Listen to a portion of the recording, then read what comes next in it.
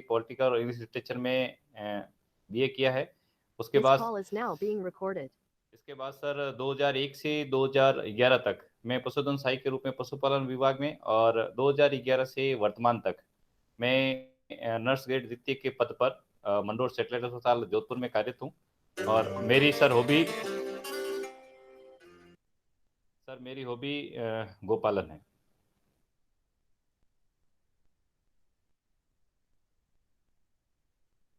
अच्छा, तो आप वर्तमान में चिकित्सा विभाग में कार्यरत हैं। तो मुझे थोड़ा बताइए, केंद्र सरकार की कौन कौन सी योजनाएं चिकित्सा विभाग से संबंधित है?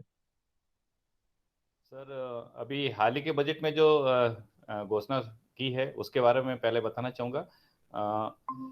आत्मनिर्भर स्वस्थ भारत अभियान के तहत 64,000 करोड़ के लगभग की सरकार द्वारा घोषणा हुई है, जिसके तहत प्राइमरी, सेकेंडरी और जो टर्सरी जितनी भी लेवल की स्वास्थ्य सेवाएं हैं उनको इस प्रकार से मजबूत किया जाएगा, और जो वेलनेस सेंटर है उनको मजबूत बनाया जाएगा, और जो स्वास्थ्य संबंधी ढांचा है उनको मजबूत किया जाएगा, ताकि अभी जो कोरोना से संबंधित बीमारियां हैं और जो हम कह सकते हैं कि संक्रामक बीमारी है, तो उनको रोकने से संबंधित जो है उन बजट को व्यय किया जाएगा। उसके अलावा सर मैं प्रमुख जो योजना केंद्र बेहतर। सरकार की उनको बताना चाहूँगा। उसमें सर आयुष्मान भारत योजना है सबसे प्रमुखता से जो चल रही है।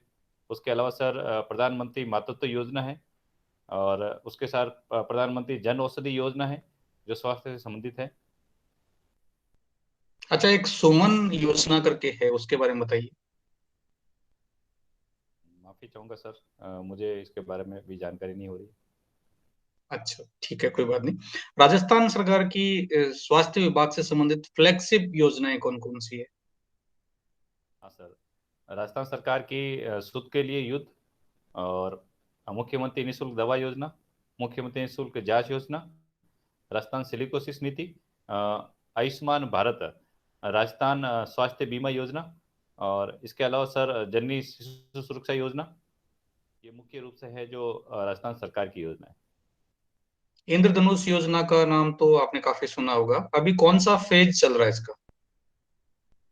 सर अभी मैं पूर्ण रूप से श्योर तो नहीं हूँ, लेकिन अगर आप कहें तो मैं बता सकता हूँ। जी जी, मैं सुन नहीं पाया, अभी इसमें फोन आ गया था। कौन सा फेज चालू हुआ अभी? सर मैं श्योर तो नहीं हूँ, लेकिन मैं कुछ गेस कर सकता हूँ। जी बताइए। सर अभी तीसरा चरण चल रहा है इंडिया लेवल पे सर, इंद्रधनुष तीसरा योजना। फेज चल रहा है, इसके 2 चरण हैं। तो इसके पहले चरण के बारे में कुछ पढ़ा है आपने? सर पहले चरण में जो सिलेक्टेड जगह थी, जहाँ पर हम कह सकते हैं कि इंद्रधनुष योजना प्राइमरी रूप से चलाया गया, जहाँ तक जो 0 से लगाकर 15 साल तक के समस्त जो बच्चे थे, जिनका या तो आधा अधूरा वैक्सीन हुआ है या जिनका हुआ ही नहीं है, तो ऐसे क्षेत्र और उन राज्यों को लिया गया था। और इसके बाद धीरे धीरे अच्छा, अब वैक्सीनेशन। जी, वैक्सीनेशन 15 साल तक के बच्चों तक का होता है क्या? हाँ सर, इंद्रधनुष योजना में सर ये 15 साल तक के बच्चों को सर उसमें शामिल किया है, जिसमें स्पेशली 5 साल के जो बड़े बच्चे होते हैं उनमें डीटी का डिप्थीरिया और टिटनेस वाला जो टीका टीका है सर वो लगाया गया है। ठीक है, ठीक है। एक ये यूनिवर्सल हेल्थ बीमा, राजस्थान सरकार की कोई बीमा योजना है, वर्तमान में काफी चर्चा में रही। हाँ सर, राजस्थान सरकार एक राजस्थान मॉडल के एक यूनिवर्सल हेल्थ बीमा लाने की तैयारी में है। इसके तहत राइट टू हेल्थ, हर एक नागरिक को निरोगी राजस्थान के अभियान के तहत उनको एक हेल्थ कवर और उसके साथ में हेल्थ से संबंधित जो बीमा है लगभग 5 लाख का, वो प्रोवाइड कराया जाएगा। अच्छा, तो इसमें सबसे कुछ राशि ली जाएगी या ये पूर्णतः फ्री है कुछ? सर अभी जो घोषणा हुई है बजट घोषणा के अनुसार, अभी तक तो ये चल रहा था सर कि जो खाद्य सुरक्षा के अंदर आने वाले परिवार और जो सेंसेक्स जो सामाजिक आर्थिक जनगणना थी 2011 उसके अंदर आने वाले परिवार ही शामिल थे। इसके बाद सरकार ने सबके लिए इसको अनिवार्य करते हुए नया कदम उठाया है, जिसके तहत 850 रुपये की राशि के तहत 5 लाख तक के स्वास्थ्य बीमा की जो है सुविधा वो ले सकते हैं। यानी जो पहले 1.10 करोड़ लोग थे, उनके अलावा सभी को 850 रुपए देने पड़ेंगे। सही हाँ बात सर, है? जो हाँ सर, जो योजना में नहीं है वो भी अगर लाभ लेना चाहता है तो 850 रुपये की राशि के साथ उस बीमा को फायदे में अपने ले सकते हैं। अच्छा, मैं ट्रैक से हट के थोड़ा सवाल पूछ रहा हूँ। आपको गाय पालना बड़ा पसंद है, तो अभी पशु गणना भी हुई है हाल ही में, तो अभी कौन सी पशु गणना हुई है, कुछ अंदाजा है आपको? सर ये 20वीं पशु गणना थी लास्ट की, लेकिन उसके पूर्ण रूप से डाटा अभी जारी नहीं हुए जी, थे। 2019 में हुई थी शायद, बेहतर उसके बेहतर। बाद नहीं हुई। हाँ जी, तो इसमें गायों की संख्या में कुछ वृद्धि कमी क्या हुआ है? सर, गायों में 4.4 और भैंसों में 5.5 की वृद्धि हुई है। बाकी सर बकरियां हैं और जो भेड़ें हैं, ऊँट है, इन सब में सर कमी हुई है। तो सबसे ज्यादा कमी कौन से जानवर में हुई, कुछ सर अंदाजा है सबसे आपको तो? हाँ सर, सबसे ज़्यादा लगभग 75% जो है जो खच्चर गद्दे वगैरह हैं, उनके अंदर सबसे ज़्यादा कमी देखने को हुई है सर। बेहतर बेहतर। तो अंत में आपसे मैं आयुष नीति 2020 के बारे में पूछना चाहूंगा, राजस्थान सरकार की। सर अभी जो बजट में 2021 एक घोषित हुई आयुष नीति, शायद उसके बारे में सब आप पूछना चाह रहे हैं सर। जी जी, बिल्कुल बिल्कुल। हाँ सर, बजट में सरकार ने एक आयुष नीति 2021 घोषित की है। उसमें सरकार के दो तीन मुख्य जो विकल्प रखे गए हैं, जिसमें राजस्थान के अंदर जो एलोपैथिक डॉक्टर्स है और उनकी जो सेवाएं हैं, उनमें कमी को पूर्ण करने के लिए आयुष को मुख्य धारा में लाने का कार्यक्रम है। उसके साथ ही अ, जितने भी ये अपने टूरिस्ट जो हब बनेंगे, वहाँ पर राज्य सरकार की ये योजना है कि वहाँ टूरिस्ट हब के साथ में जो आयुर्वेदिक पंचकर्म और उससे संबंधित जो एक पर्यटन है, उसको बढ़ावा दिया जाएगा। ठीक है, बेहतर। Next member please.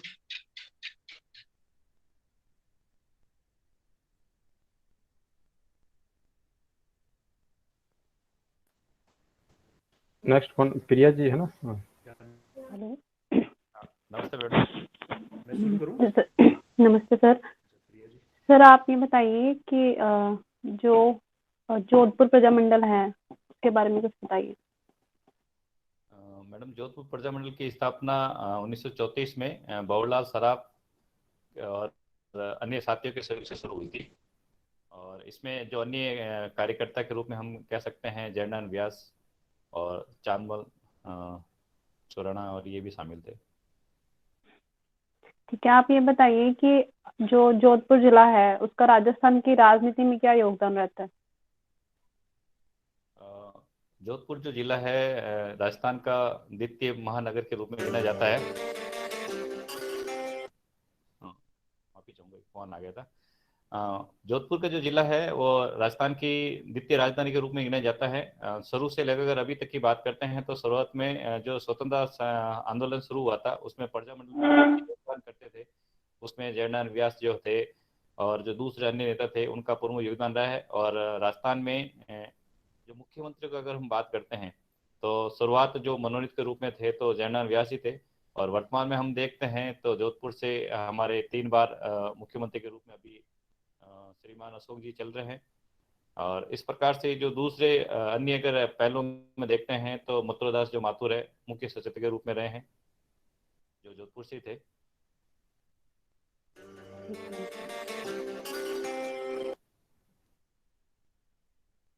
आप ये बताइए कि सोलर एनर्जी का जोधपुर से क्या संबंध है। जोधपुर को सूर्य नगरी के रूप में जाना जाता है, क्योंकि यहाँ पर सूर्य की जो किरणें हैं उनकी रेंज और तीव्रता जो है सबसे ज़्यादा प्राप्त होती है। तो जोधपुर में विश्व का सबसे बड़ा सोलर पार्क जो बड़ला, वहाँ पे बनने जा रहा है।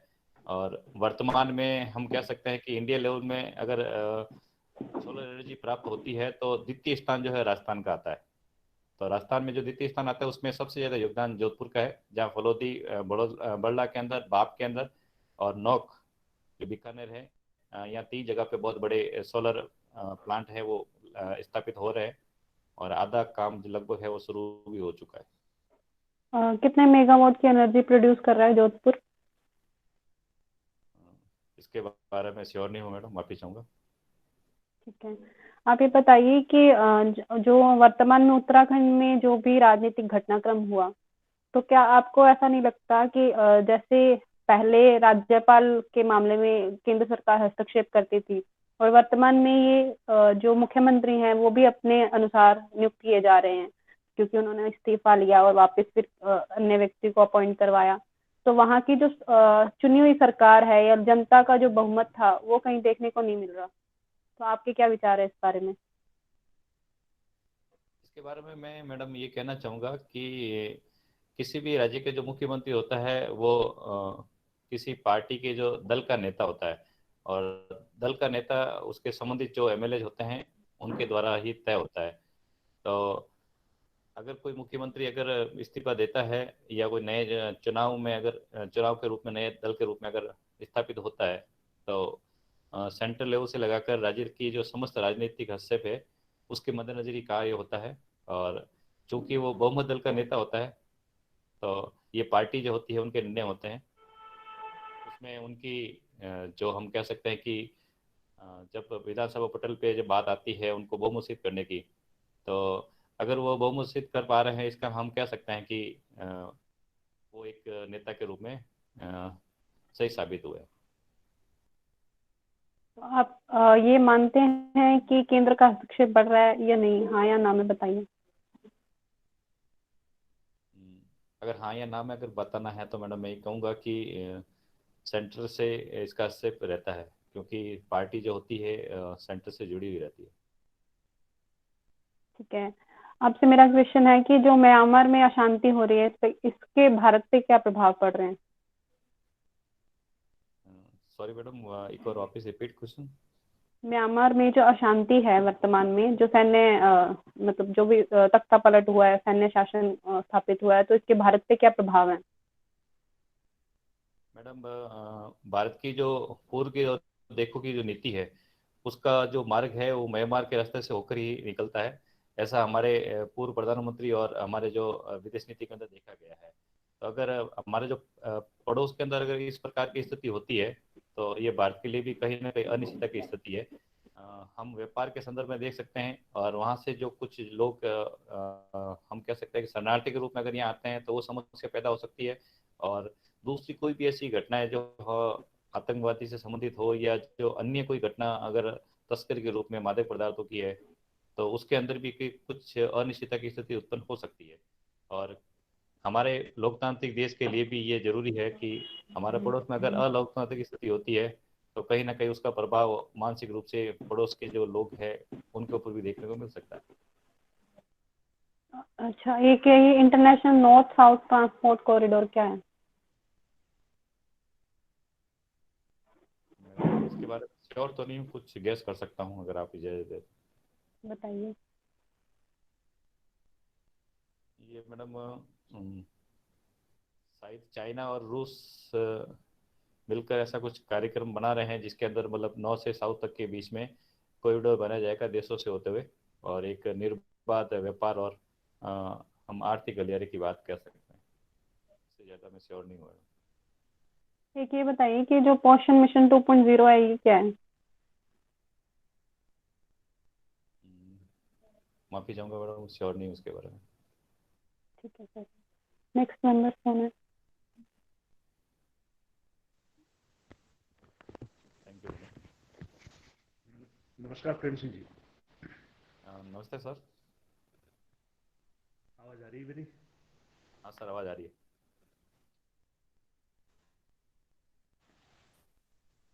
अच्छा, आपके प्रोफाइल से मुझे पता चल रहा है कि आप अभी चिकित्सा विभाग में कार्यरत हैं और जोधपुर में किसी तिलवासनी गांव के रहने वाले हैं आप। नहीं सर, सही कह रहा हूँ? मैं पिपाड़ सिटी जिला जोधपुर से संबंध रखता हूँ। पिपाड़ सिटी मेरा जन्म स्थान है, लेकिन तिलवासनी तिलवासनी सर मेरा नवोदय विद्यालय तिलवासनी का संबंध एज ए नवोदय के रूप में है सर। अच्छा अच्छा। एक मैंने तिलोनिया नाम का गांव सुना है, ये भी जोधपुर में है क्या? सर आप तिलोने के बारे में तिलोनिया, पूछ रहे हैं? तिलवासनी तिलोनिया एक ही है क्या ये? नहीं सर, अलग हाँ, है सर। कहाँ है ये तिलोनिया, क्या है? सर माफ़ी चाहूँगा, इसके बारे में जानकारी नहीं है सर। अच्छा, चलो कोई बात नहीं।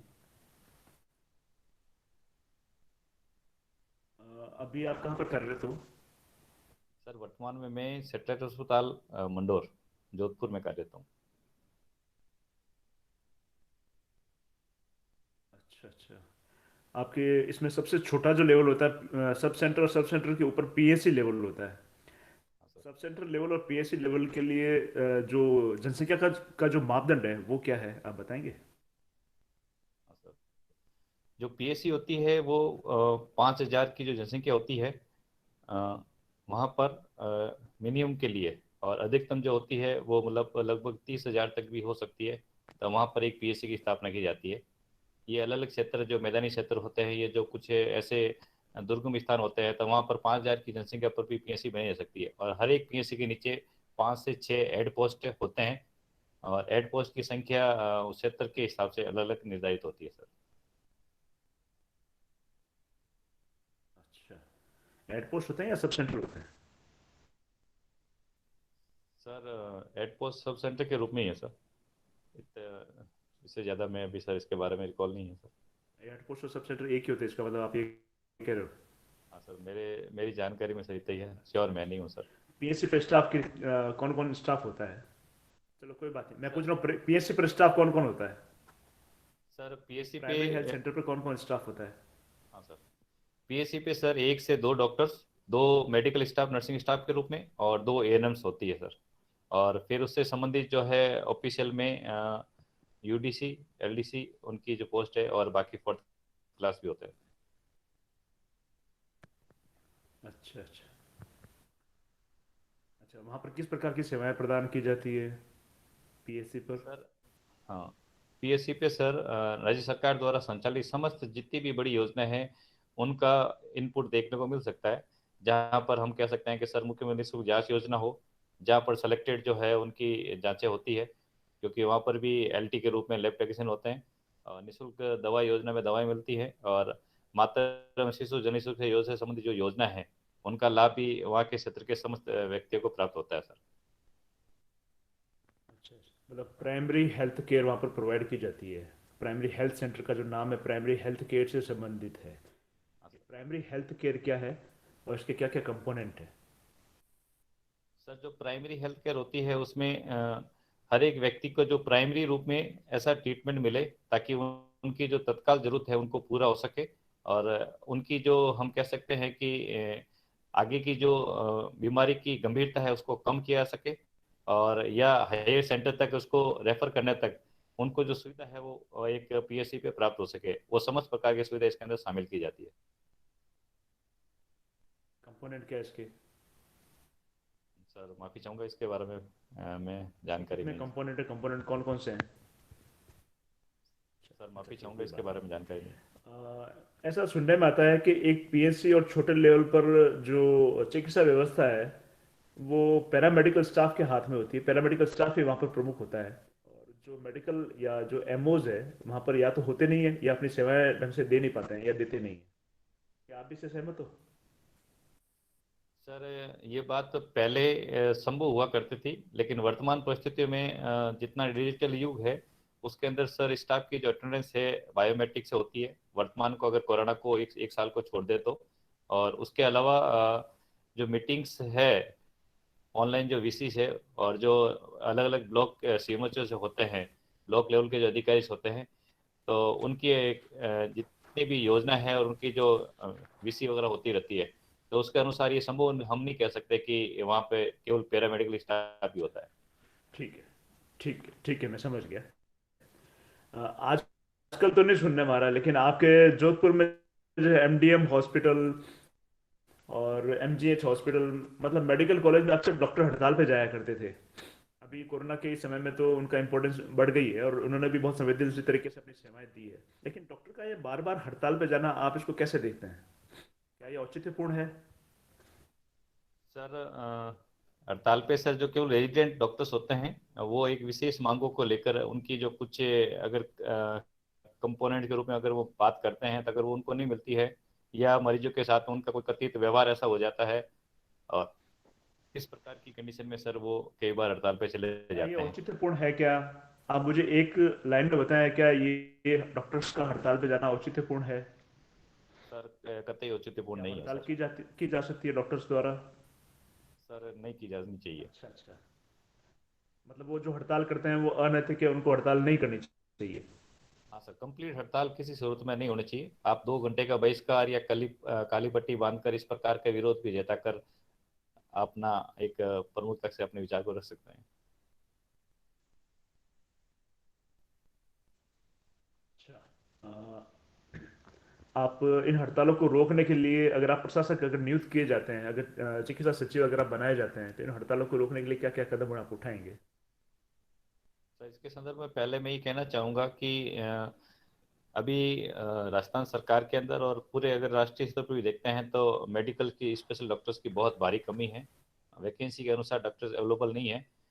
तो इस कमी के कारण से आखिर हर बार वो हड़ताल पे चले जाते हैं और फिर उसके कारण से बहुत ही भारी असुविधा जो है जनता को और प्रशासन को भी उठानी पड़ती है, क्योंकि उनके खिलाफ कोई मैं एक्शन पूछ लिया रहा हूँ नहीं जा उपाय सकता। क्या क्या है, क्योंकि समाधान क्या क्या है?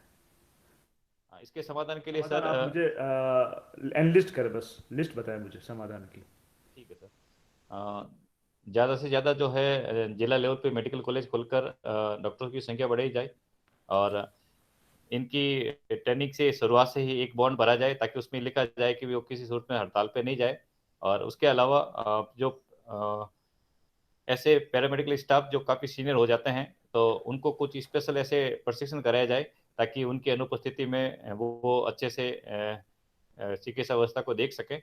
उनको स्पेशल कोर्स सिखाए जा सकते हैं जो एक फर्स्ट एड और रिलीफ के रूप में काम कर सकते हैं। अच्छा, चलो ठीक है। आप इतने लंबे समय से चिकित्सा विभाग में आप काम कर रहे हैं, बहुत लंबी आपकी सर्विस भी हो गई है, चिकित्सा विभाग को आपने बहुत बारीकी से, बहुत भीतर से देखा है। राजस्थान के चिकित्सा विभाग की या चिकित्सा क्षेत्र की कौन सी ऐसी 5 समस्याएं हैं जिनको सबसे पहले आप एक अधिकारी के रूप में एड्रेस करने की कोशिश करेंगे? हाँ सर। सर जितने भी सर छोटे सेक्टर पे हम बात करते हैं, एड पोस्ट हो या पीएससी लेवल पे हो, तो वहाँ पर केवल वो संस्थान है एक रेफरल रूप के रूप में बन गए हैं। केवल वहाँ से रेफरल सेवाएं आगे संभाली जा रही है। मतलब उनका जो एक जनरल एक ट्रीटमेंट, एक जनरल हम कह सकते हैं कि डिलीवरी वाला सिस्टम भी है जो वो मैनेज नहीं होता है। तो एक तो जो रेफरल सिस्टम है उसको सुदृढ़ किया जाए।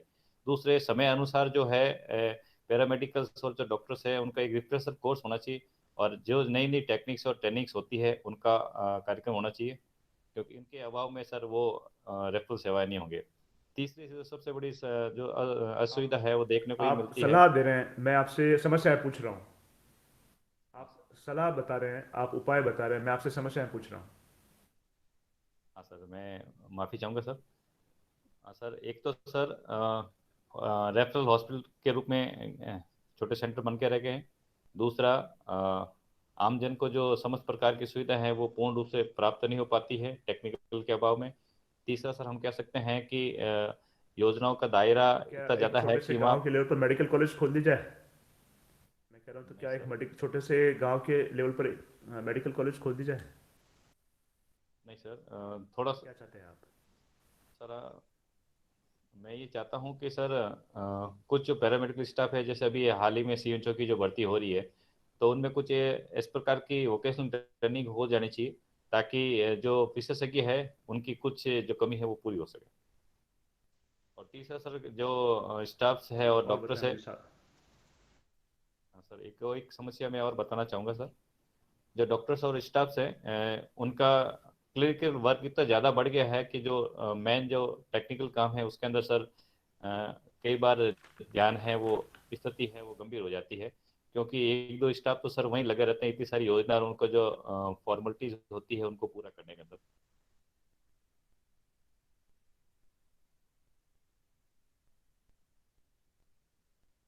चलो ठीक है, मेरा अंतिम प्रश्न है आपसे। एक बहुत पहले तो ये इस प्रकार की पोस्ट सुनाई नहीं देती थी, आजकल ये पोस्ट बहुत सुनाई देती है।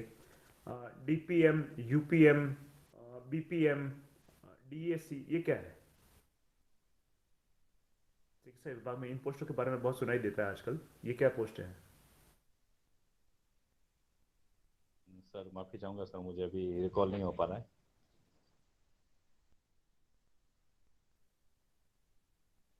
अच्छा, नेशनल हेल्थ मिशन, से संबंधित कुछ पोस्ट है, याद नहीं कर पा रहे हैं आप? सर नेशनल हेल्थ मिशन के साथ सर उषा आशा ये इस प्रकार के संबंध में बताना चाह रहे हैं सर, मुझे सर जानकारी में नहीं आ रहा, माफी चाहूँगा सर। चलो कोई बात नहीं, ठीक है। धन्यवाद प्रेम सिंह जी, मेरी तरफ से कंप्लीट हुआ। धन्यवाद सर।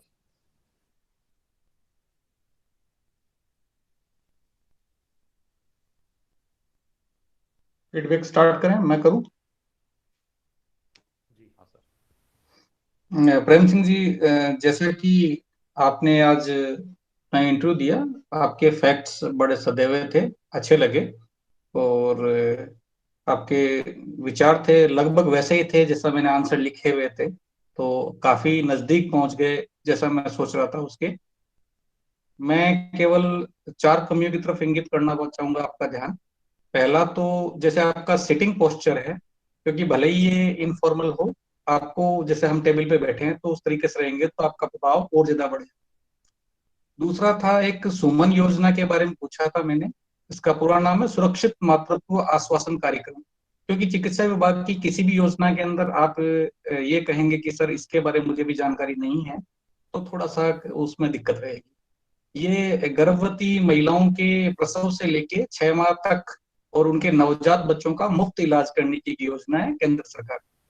इसके अलावा इंद्रधनुष योजना में आपने कहा था कि शायद तीसरा चरण चल रहा है, तो ये शायद शब्द उपयोग करना थोड़ा सा आपके लिए उचित नहीं है। मैं कहूंगा तो चल जाएगा, आपको एकदम एग्जैक्ट, क्योंकि आपने जानकारी सही दी थी, लेकिन वहां शायद शब्द मुझे थोड़ा सा चुभा था। यूनिवर्सल हेल्थ बीमा में आप थोड़ा सा अपडेट कर लीजिए, लघु और सीमांत किसानों के लिए फ्री है, और साथ साथ संविदा कर्मियों के लिए भी ये फ्री है। इन 2 कैटेगरी को छोड़ के बाकी सब लोगों को 8,850 रुपए का वार्षिक प्रीमियम करने पर ही मिलेगा। तो ये एक छोटी सी जानकारी, इसको अपडेट करना था। और बाकी के जैसा मैं सोच रहा था एकदम वैसे के वैसे ही आपके जवाब आए, तो बड़ा अच्छा लगा। मेरी तरफ से आपका ऑल द बेस्ट। आप पिछले इंटरव्यू की कंपेयर में आज काफी अच्छा कर पाए। Thank you.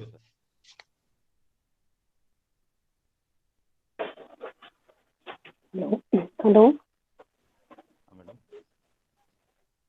सर, आप जैसे मेडिकल फील्ड से हैं तो ये पोषण मिशन चल रहा है, उसके बारे में थोड़ा सा पढ़ लीजिएगा, क्योंकि अभी जो सेंट्रल बजट है उसमें आया है, पोषण मिशन 2.0 स्टार्ट किया है, तो उसमें जो हमारा पोषण राष्ट्रीय पोषण मिशन था उसको इंटीग्रेटेड किया गया है पोषण मिशन के साथ।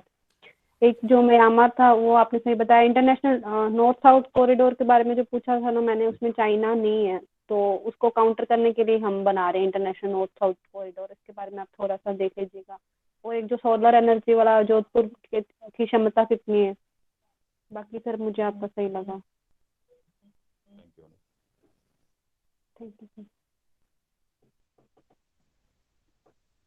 जी प्रेम सिंह जी, आज बहुत अच्छा था आपका इंटरव्यू। मैं काफ़ी लेट जुड़ पाया, इसलिए तो पहले क्षमा चाहूँगा।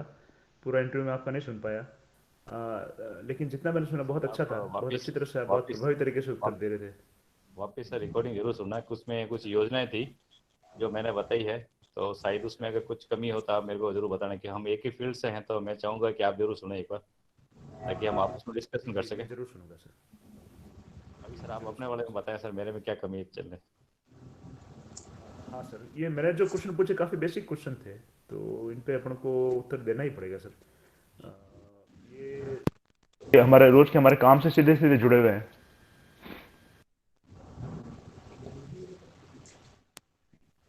ये हमारे काम से सीधे सीधे जुड़े हुए हैं। जैसे प्राइमरी हेल्थ केयर है, प्राइमरी हेल्थ केयर के बारे में एक अच्छी सटीक परिभाषा आपको वापस से बनानी चाहिए, वापस ठीक से इसको देखना चाहिए। इसके 8 तो कंपोनेंट कंपोनेंट है, के बारे 8 में कंपोनेंट के बारे में भी आपको पढ़ना चाहिए। और बाकी कुछ जो जैसे डॉक्टर की हड़ताल या क्या समस्या है, तो इन पे थोड़े से सटीक उत्तर मैं चाहूँगा सर। मुझे लगता है कि थोड़े से सटीक पॉइंट में उत्तर दिया जाए तो ज़्यादा अच्छा रहेगा। आप थोड़ी भूमिका बना रहे थे, थोड़ी भूमिका बनाना आप छोड़कर सीधे पॉइंट पर आए तो ज़्यादा ठीक रहेगा सर, क्योंकि इसमें थोड़ा टाइम भी ज़्यादा खर्च हो जाता है और ज़्यादा क्वेश्चन नहीं आ पाते हैं। फिर ये एनएचएम से संबंधित जैसे डीपीएम डिस्ट्रिक्ट प्रोग्राम मैनेजर है, यूपीएम अर्बन प्रोग्राम मैनेजर है, ब्लॉक प्रोग्राम मैनेजर है, डिस्ट्रिक्ट आशा कोऑर्डिनेटर है। ये जो नई पोस्ट है आजकल 2005 में जो ये अपना एनएचएम आया था, एनएचएम के बाद में आशा 2012 से एनएचएम हो गया उसके सर। बाद में ये मैनेजरियल लेवल की पोस्ट गठित की गई थी। ये देखिए आजकल धीरे धीरे हमारे चिकित्सा विभाग में रीढ़ बनती चली जा रही है। जो भी कार्यक्रम है, कार्यक्रमों के क्रियान्वयन के लिए महत्वपूर्ण एक संगठन हो गया एक तरीके से हमारे चिकित्सा विभाग। इसके बारे में भी हमें पता होना ही चाहिए सर। पोषण योजना जैसा मैडम ने बताया, ये बहुत ज़रूरी योजना है। और इस मिशन पोषण 2.0 में 2 योजनाओं का समेकन कर दिया है।